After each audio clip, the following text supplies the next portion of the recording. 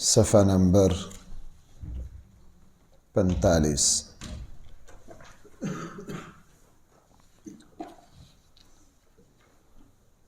آیت نمبر ہے 63۔ آیت نمبر ہے 63۔ بسم اللہ الرحمن الرحیم۔ الحمد للہ رب العالمین والصلاة والسلام علی سید الانبیاء والمرسلین وعلی آلہ واصحابہ اجمعین۔ اما بعد فاعوذ باللہ من الشیطان الرجیم۔ بسم اللہ الرحمن الرحیم۔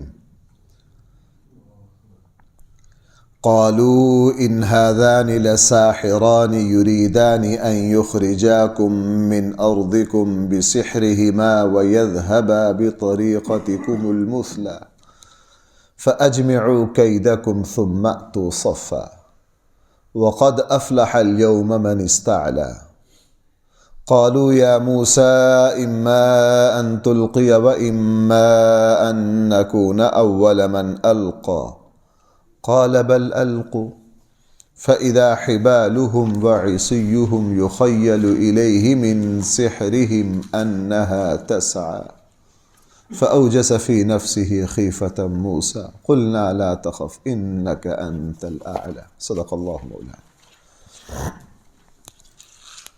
جادوگر جس وقت سیدنا موسیٰ علیہ السلام کے مقابلے میں میدان میں اترے، 9ویں پارے میں ہے کہ جادوگروں نے میدان میں آنے سے پہلے فرعون سے مطالبہ کیا کہ اگر ہم غالب آئے تو ہمیں کیا ملے گا، اگر ہم غالب آئے تو ہمیں کیا ملے گا، ہمارا ریٹ اور معاوضہ کیا طے ہوگا، کیا ملے گا۔ فرعون نے کہا کہ تمہیں میں اپنا قریبی مقربین بڑی بڑی وزارتیں بھی دے دوں گا اور تمہارے اوپر انعامات بھی کیے جائیں گے۔ سب کچھ فرعون نے ان کو لالچ دی۔ یہیں سے نبی اور نبی کی اتباع کرنے والے اور خواہشات کے پجاریوں میں فرق واضح ہو جاتا ہے۔ رسول اللہ صلی اللہ علیہ وسلم اور ہر نبی نے اعلان کیا لا اسألکم علیہ اجرا، ہم تم سے کسی طرح کا کوئی معاوضہ اور کوئی بدلہ نہیں چاہتے، اور جو پیشہ ور ہوگا وہ اپنا معاوضہ چاہے گا، اپنا بدلہ چاہے گا۔ جادوگروں نے کہا جی ہم مقابلے پر آتے ہیں، پہلے ہمارا ریٹ لگاؤ۔ انبیاء علیہ السلام اپنے اللہ سے ہی امید رکھتے ہیں، بندوں سے کسی طرح کی امید۔ ہمارے آقا صلی اللہ علیہ وسلم نے تو دنیاوی طور پر جو کچھ حضور کا حق بنتا تھا وہ بھی نہیں لیا، وہ بھی نہیں لیا، سب کچھ اللہ کے لیے صاف کہہ دیا ہم اللہ سے بدلہ چاہتے۔ اور یہیں سے یہ بات سمجھ میں آ گئی، ہمارے یہاں یہ جو اب رواج آ گیا کہ پیشہ ور خطیب اور پیشہ ور نعت خواں اور پیشہ ور لوگ جو پہلے ریٹ طے کرتے، یہ بالکل اسلام کے مزاج کے خلاف ہے۔ اور یہ آپ لوگ صرف ہم مولویوں پر غصہ نکالتے ہو کہ جی مولوی ہمیں کر دینے، آپ دیتے ہو تو مولوی لیتے ہیں نا۔ بھئی رشوت لینا حرام ہے یا دینا بھی حرام ہے؟ ہم صرف آدھی حدیث پڑھتے ہیں رشوت لینا حرام ہے، دوسری آدھی نہیں پڑھتے کہ رشوت دینا بھی حرام ہے۔ جس نے لی ہے اس نے بھی حرام کام کیا ہے، جس نے دی ہے اس نے بھی۔ اگر ہماری لین کا یہ قصور ہے کہ اب پیشہ وری آ گئی ہے، نعت پڑھنے سے پہلے بڑے بڑے نعت خواں ہیں، ان کے ریٹ طے ہیں، ان کے کارڈ چھپے ہوئے ہیں کہ جناب ہم آئیں گے تو ہم نے 50,000 لینا ہے، اور جو نعت کے درمیان جو پیسے پھینکے جائیں گے وہ الگ ہوگا، ہمارے لیے کھانا ایسے ہوگا، ہمیں ایسا ہوٹل چاہیے، یہ چاہیے۔ یہ سارا اسلام کے مزاج کے خلاف اور غلط ہے۔ تو جناب جہاں وہ پیشہ ور لوگوں کا لینا غلط ہے وہاں ان کو دینا بھی غلط ہے، دونوں فریق غلط ہے۔ یہ کیسے ہو سکتا ہے کہ دینے والے تو جنتی ہوں اور لینے والے کہاں ہو؟ جہنمی ہوں۔ اس لیے عوام ان کو دے رہی ہے، جہاں وہ لینے والے غلط ہیں وہاں دینے والے بھی کیا ہیں؟ ہاں، اللہ کی رضا کے لیے جانا، اللہ کی رضا کے لیے جانا، اور دین کی وجہ سے کسی عالم کو، کسی نیک بندے کو کھانے کا، مہمانی کا اہتمام کر دینا، یہ شرعاً کوئی منع نہیں ہے۔ آنے والے کے دل میں کسی طرح کی طمع اور لالچ اور حرص نہ ہو۔ کرایہ دے دینا اور یہ جو بنیادی چیزیں ہیں یہ بالکل جائز ہیں۔ رسول اللہ صلی اللہ علیہ وسلم کہیں گئے، انہوں نے آگے سے مہمانی بھی کی، اللہ کے نبی کو تحفہ اور ہدیہ بھی دیا، لیکن اللہ کے نبی کے دل میں کوئی طمع اور کوئی حرص اور کوئی لالچ نہیں ہے۔ بہرحال قالوا، جادوگروں نے کہا، ان ھذان لساحران، یہ دونوں بھائی جادوگر ہیں، یریدان، یہ چاہتے ہیں، ان یخرجاکم من ارضکم، کہ تمہیں تمہارے ملک سے نکال دیں، بسحرہما، کس کے ذریعے؟ اپنے، اگلی بات، یہ بات تو پیچھے بھی کہی تھی، فرعون نے بھی کہی تھی، فرعون کے ماننے والوں نے، اگلی بات بڑی اہم ہے، وَيَذْهَبَا بِطَرِيقَتِكُمُ الْمُثْلَى، اور یہ چاہتے ہیں کہ تمہاری تہذیب اور ثقافت کو مٹا دیں، یہ چاہتے ہیں کہ تمہاری تہذیب اور ثقافت کو کیا کر دیں؟ مٹا دیں۔ موسیٰ علیہ السلام یہ چاہتے ہیں کہ ہم قبطیوں کی تہذیب کو مٹائیں، اور یہ جو تہذیبوں کی جنگ ہے یہ صدیوں سے چلی آ رہی ہے، اور اس وقت تہذیب کا ٹکراؤ جتنا ہے، کیوں؟ تہذیبوں کے پیچھے ہی چھپا ہوتا ہے سارا کچھ۔ مثلا اسلام کی اپنی ایک تہذیب ہے، بھائی اسلام کی کیا ہے؟ اپنی ایک تہذیب ہے۔ اسلام میں اس کا ہماری تہذیب سے بھی تعلق ہے کہ مسلمان عورت پردے کا اہتمام کرے گی۔ ہماری اسلام کی ایک اپنی روایات ہیں، اور سب سے زیادہ کوشش یہ ہوتی ہے کہ مسلمانوں میں اسلامی تہذیب کو مٹایا جائے، چونکہ اسلام کی تہذیب خود دعوت بنتی ہے اسلام کی۔ بھائی اسلام کی تہذیب کیا بنتی ہے؟ رسول اللہ صلی اللہ علیہ وسلم نے مدینہ منورہ میں جب پورے طور پر اسلامی ریاست اور اسلامی تہذیب کو قائم کیا تو جو غیر مسلم مدینہ منورہ آتے وہ متاثر ہوئے بغیر نہ رہتے۔ مدینہ کا ماحول ان پر اثر کرتا، مسجد نبوی کا ماحول ان کو خود خیر کی دعوت دیتا۔ اس لیے اسلام کے خلاف بڑی بڑی تہذیبیں اٹھیں، لیکن اسلام کے خلاف سب سے خطرناک جس چیز نے اسلام اور مسلمانوں کا بہت زیادہ نقصان کیا وہ تھی مغربی تہذیب۔ مغربی تہذیب ہم پر غالب آئی، اس لیے ہماری شادیوں پر تو اس وقت ہندو تہذیب کا غلبہ ہے۔ ہماری شادیاں اسلامی تہذیب کے مطابق، ہماری خوشی غمیاں جو ہے نا، چونکہ ہندوؤں میں رہے صدیوں سے، ہماری خوشی غمیوں پر بھائی کون سی تہذیب ہے؟ ہندوانہ تہذیب ہے، اسلامی تہذیب نہیں ہے۔ اس لیے ہمارے رسم و رواج میں اب وہ چیزیں اسی طرح پائی جا رہی ہیں۔ تو انہوں نے کہا تھا یہ تمہاری تہذیب کو مٹانا چاہتے ہیں، اور بالکل مٹانا چاہتے ہیں۔ رسول اللہ صلی اللہ علیہ وسلم نے مشرک اور عربوں کی جو غلط روایات تھی ان کو مٹایا۔ بھائی ان کے یہاں بیٹیوں کو زندہ دفن کیا جاتا تھا کہ نہیں؟ رسول اللہ صلی اللہ علیہ وسلم نے اس کو کیا کیا؟ اس کی اصلاح کی۔ ان کے یہاں عورتوں کو وراثت نہیں دی جاتی تھی، رسول اللہ صلی اللہ علیہ وسلم نے کیا کیا؟ وراثت دی۔ عربوں کے یہاں غرور کی بڑی چیزیں تھیں، وہ گلے میں صدل، لمبا کپڑا، آپ نے فرمایا نہیں، یہ متکبرانہ انداز ہے۔ عرب جو تھے وہ اپنا تہبند ٹخنوں سے نیچے زمین پر لٹکتا تھا، اللہ کے نبی نے فرمایا نہیں، یہ تکبر کی ادا ہے، اس کو ختم کرو۔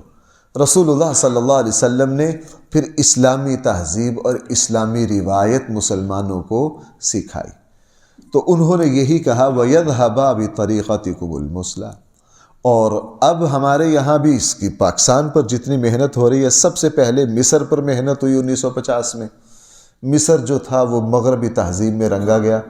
پاکستان پر بھی بڑا عرصہ سے محنت ہو رہی ہے، بڑا عرصہ سے محنت ہو رہی ہے۔ وہ ہمارے یہاں باہر کے جو ادارے ہیں، ملک ہیں، اس ملک کو جتنی گرانٹیں دیتے ہیں، ان کے پیچھے سراج الحق صاحب نے سرعام کہا تھا کہ فلاں فلاں ادارے نے، جب ہم نے ان سے پیسے مانگے کہ یار آپ نے ہمارے ساتھ یہ وعدہ کیا تھا دو، تو انہوں نے آگے سے کیا کہا تھا؟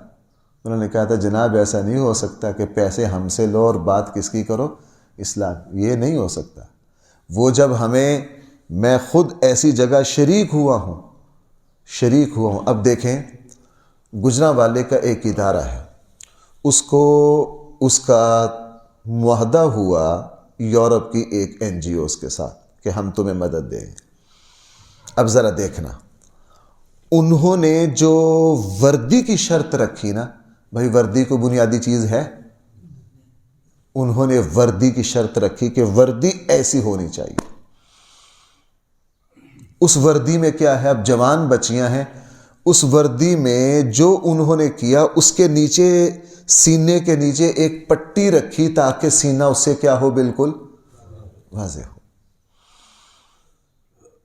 تو وہ ان میں جو ذمہ دار تھے، ان میں سے ایک صاحب میرے بھی جاننے والے انہوں نے مجھے کہا مفتی صاحب ہم اس کی وجہ سے پریشان ہیں۔ دوبارہ اس ادارے سے رابطہ کیا جس مغرب کا جو ادارہ تھا، انہوں نے سختی سے کہا کہ اگر آپ اس پر عمل نہیں کرو گے تو ہمارا تمہارا معاہدہ ختم، ہم تمہیں کسی طرح کی مدد اور معاونت نہیں دیں گے۔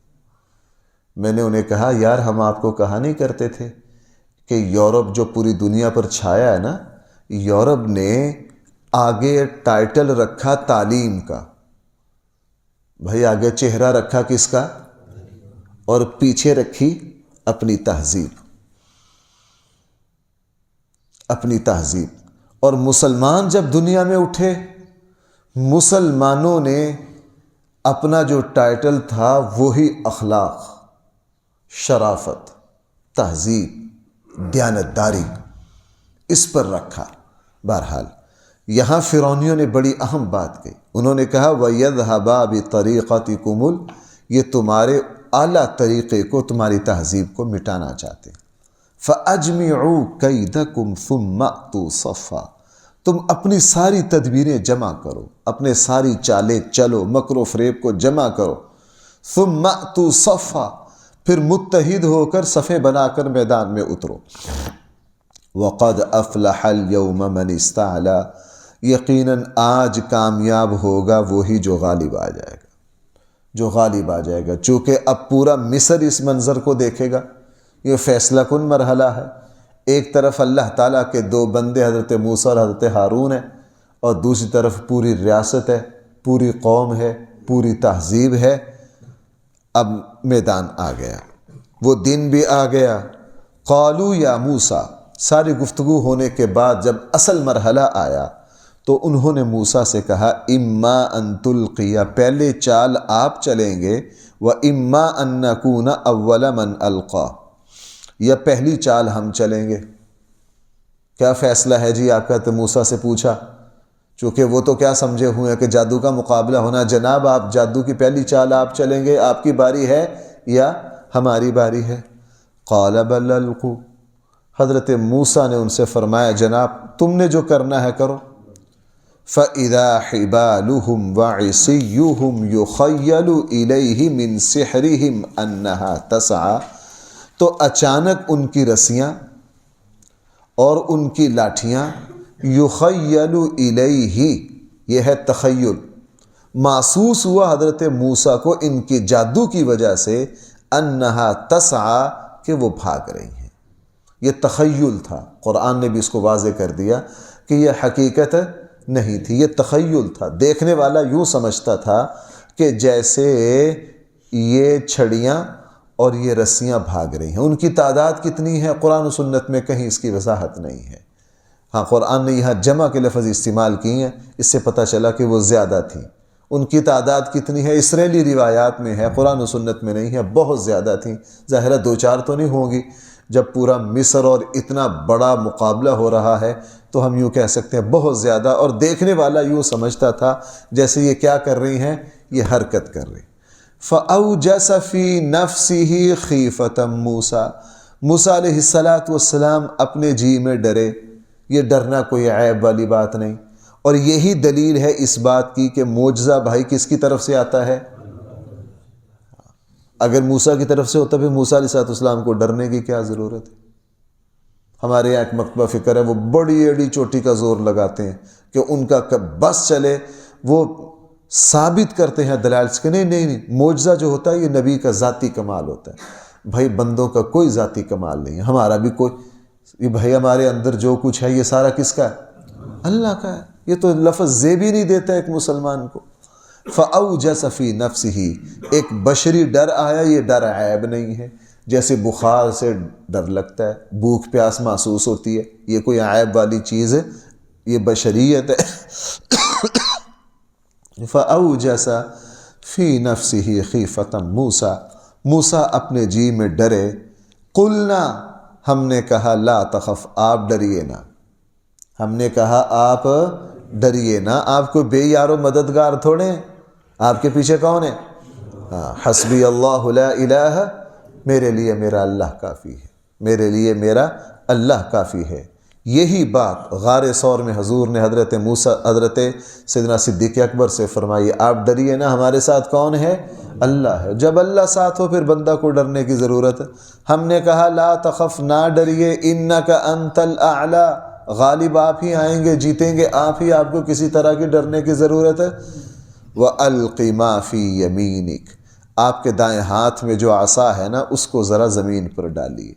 جیسے ہی ڈالا، تلقف ما صنعوا، جیسے ہی وہ عصا زمین پر ڈالا، انہوں نے تو صرف نظر بندی کی تھی، نظر کی بندش کی تھی۔ موسیٰ علیہ السلام نے جیسے ہی عصا زمین پر ڈالا، کل میں نے بتایا تھا کہ معجزہ میں حقیقت بھی تبدیل ہوتی ہے یا صرف اوپر اوپر سے ہوتا ہے؟ اب وہ حقیقت میں سانپ تھا۔ اب جادوگروں کے ہاتھ پاؤں پھول گئے، وہ سمجھتے تھے کہ یہ ہم نے تو تخیل کیا ہے، اندر سے تو وہ چھڑیاں ہی ہیں، یہ تو تخیل نہیں ہے، یہ تو اصل میں کیا بن گیا؟ اژدہا بن گیا۔ تلقف ما صنعوا، اور انہوں نے کیا کیا جناب؟ اس اژدہا نے ان سب کو نگلنا۔ اب وہ جو تخیل تھا وہ تو صرف کچھ کر ہی نہیں سکتا تھا۔ میں نے عرض کیا رسول اللہ صلی اللہ علیہ وسلم آپ علیہ السلام تبوک سے واپس تشریف لا رہے ہیں، پانی نہیں ہے، عرب کے صحرا، گرمی۔ صحابہ اکرام نے عرض کیا اللہ کے حبیب اب تو وضو کے لیے بھی پانی نہیں بچا۔ حضور نے فرمایا دائیں بائیں کہیں دیکھو۔ صحابہ اکرام نے دیکھا ایک خاتون، دو چھوٹے چھوٹے بچے اپنا اونٹ کے اوپر مشکیزیں لادے ہوئے جا رہی۔ حضور نے فرمایا اس کو کہو۔ اس خاتون نے کہا اگر تم شرفا ہو تو میرے پانی پر قبضہ نہ کرو۔ وہ ڈری کہ اتنا بڑا لشکر ایک منٹ میں چھین سکتا ہے۔ صحابہ اکرام نے عرض کیا کہ ہم زبردستی نہیں کرتے، اگر تیری مہربانی وہ خاتون راضی نہ ہو، اللہ کے نبی بھی تشریف لے آئے۔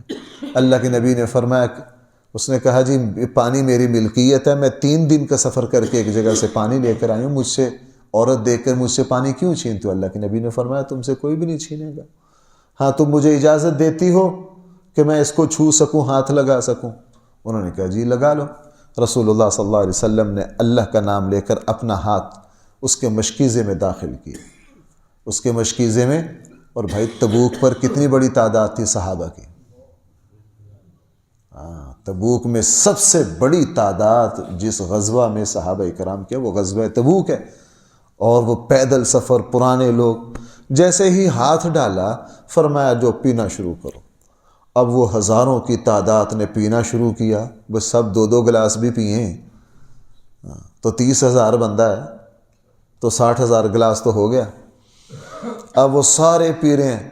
جب سارے افراد پی چکے تو اللہ کے نبی نے فرمایا اب اونٹوں کو پلاؤ، اور ایک اونٹ جو ہے وہ 50 بندوں کے برابر تو پانی پی جاتا ہے۔ اب ان کے اونٹ بھی سیر ہونا شروع ہوئے، پی رہے ہیں، سارے سب پی رہے۔ وہ خاتون بھی حیران کہ یہ کیا ہے؟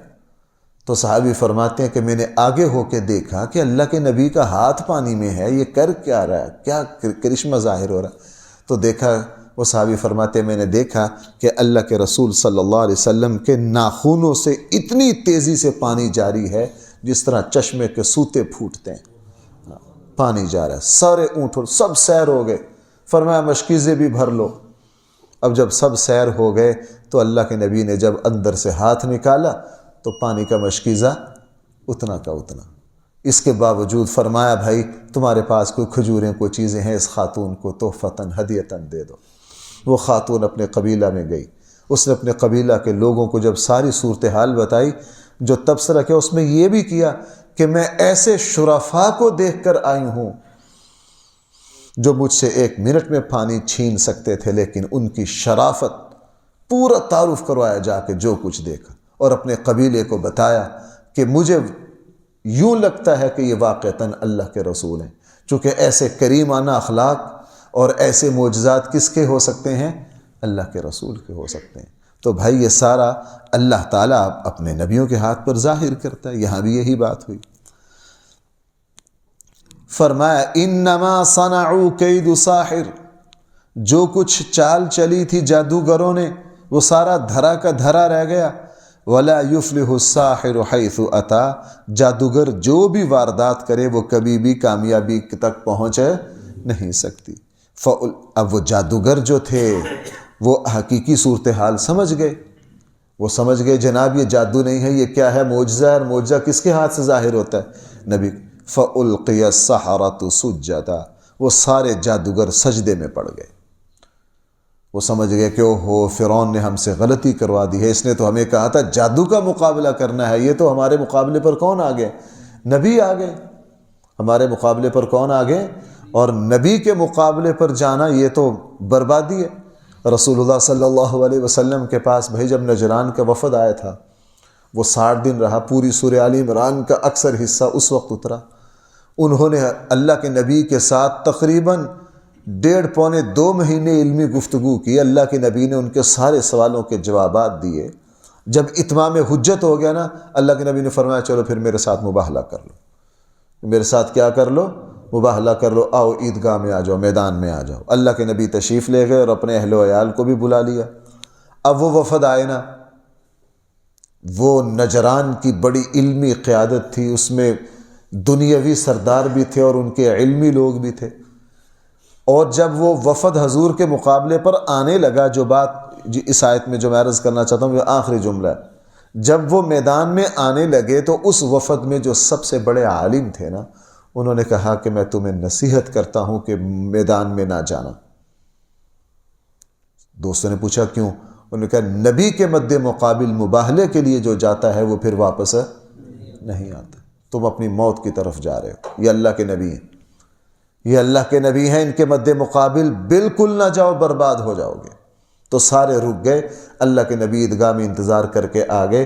نجران کا وفد مباہلے کے لیے حضور علیہ الصلوۃ والسلام کے مقابلے پر نہیں آیا۔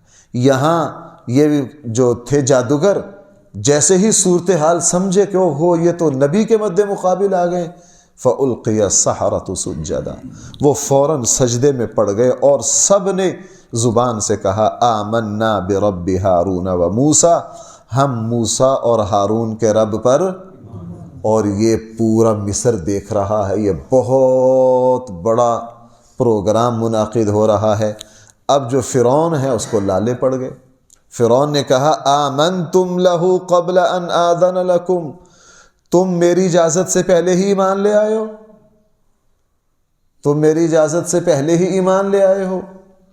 انہ لکبیر، پروپیگنڈا بھائی ہر زمانے میں رہا ہے، جھوٹ کا رواج ہر زمانے میں رہا ہے، اور ہمیشہ پروپیگنڈا اور جھوٹ ہی دنیاوی طور پر غالب آتا ہے، چونکہ اکثر لوگ جاہل ہوتے ہیں۔ اللہ تعالیٰ جن کو ایمان دیتا ہے، تقوی دیتا ہے، شرافت دیتا ہے، وہ جھوٹ سے کم متاثر ہوتے ہیں۔ اب دیکھیں اتنا بڑا منظر پورے مصر نے دیکھ لیا، حضرت موسیٰ کا معجزہ اور جادوگری کی شکست بھائی سب نے دیکھی کہ نہیں؟ اب دیکھیں فوراً فرعون نے پروپیگنڈا شروع کیا، کہا انہ لکبیرکم الذی، یہ تمہارا بڑا ہے۔ اوہو مجھے تو اب پتہ چلا کہ تم ایک ہی پالٹی ہو۔ جادوگروں سے کہا یہ تمہارا استاد ہے، الذی علمکم السحر، جس نے تمہیں جادو سکھایا ہے۔ اتنا بڑا جھوٹ بے شرم آدمی تو خود مد مقابل لے کر آیا ہے، تو نے چیلنج کیا موسیٰ علیہ السلام کو، یہ جادوگروں کو تنخواہیں مراعات تو نے دی ہیں، وزارتوں کی جو ان کو آفر کی ہے وہ تو نے کی ہے، سارا کچھ تو نے کیا ہے، یک دم اتنا بڑا جھوٹ۔ لیکن اس کو پتا تھا کہ لوگ جھوٹ خریدتے ہیں، لوگ کیا کرتے ہیں، جھوٹ خریدتے ہیں۔ وہ کہتے ہیں سچ جو ہے ابھی جوتے پہننا ہوتا ہے، جھوٹ پوری دنیا کے 2-4 چکر لگا کر آ چکا ہوتا ہے، سچ ابھی دیکھ ہی رہا ہوتا ہے کہ میں کیسے ظاہر ہوں، جھوٹ اپنے پنجے گاڑ چکا ہوتا ہے۔ یہ انسان کا مزاج ہے۔ اِنَّهُ لَكَبِيرُكُمْ، یہ تمہارا بڑا ہے، الَّذِي عَلَّمَكُمُ السِّحْرَ، جس نے تمہیں کیا سکھایا ہے، فَلَأُقَطِّعَنَّ أَيْدِيَكُمْ وَأَرْجُلَكُمْ مِنْ خِلَافٍ، میں تمہارا ایک بازو ایک ٹانگ الٹی سمت سے، دایاں بازو بائیں ٹانگ، اس کو کاٹ دوں گا۔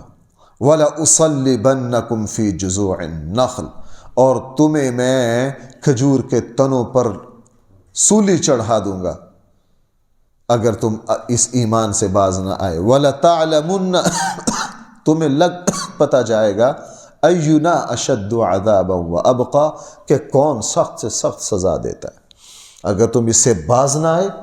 یہ ہے مادیت اور باطل کی شناخت، ایک یہ ہے جب اس کا بس نہ چلے وہ پھر اپنی طاقت اور قوت کو استعمال کرتا ہے۔ ظلم کی ہمیشہ ظالم کی یہی پہچان ہے۔ بھائی میری بات سمجھ پا رہے ہیں؟ باطل کی یہی پہچان ہے، جب وہ سچائی کا مقابلہ نہ کر سکے وہ پھر بدماشی پر آتا ہے، وہ پھر زور پر آتا ہے۔ تو یہاں بھی انہوں نے یہی کیا۔ فرعون نے کہا جناب میں تمہیں قتل کر دوں گا، تمہیں یہ کر دوں گا، تمہیں فلاں کر دوں گا، لیکن آگے جو جادوگروں تھے انہوں نے پھر جو تقریر کی نا فرعون کی بارگاہ میں، یہ بالکل وہی اسی طرح ایمانی تقریر ہے جو حضرت جعفر طیار نے نجاشی کے دربار میں کی تھی۔ وہ بڑی عظیم الشان قرآن نے ان کی پوری تقریر یہاں ذکر کی ہے، اور اس سے پتہ چلتا ہے کہ ایمان کی طاقت کیا ہے۔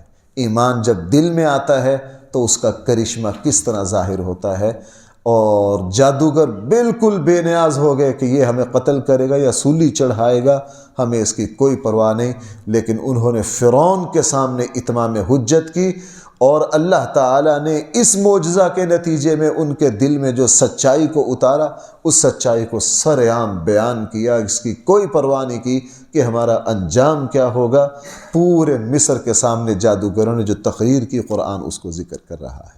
اللہ نے توفیق دی تو انشاءاللہ اگلا حصہ کل سے۔ الحمدللہ رب العالمین، والصلاة والسلام علی سید الانبیاء والمرسلین وعلى آله وأصحابه أجمعين۔ ربنا آتنا في الدنيا حسنة وفي الآخرة حسنة وقنا عذاب النار۔ صلى الله تعالى على خير خلقه سيدنا مولانا محمد وآله وأصحابه أجمعين برحمته۔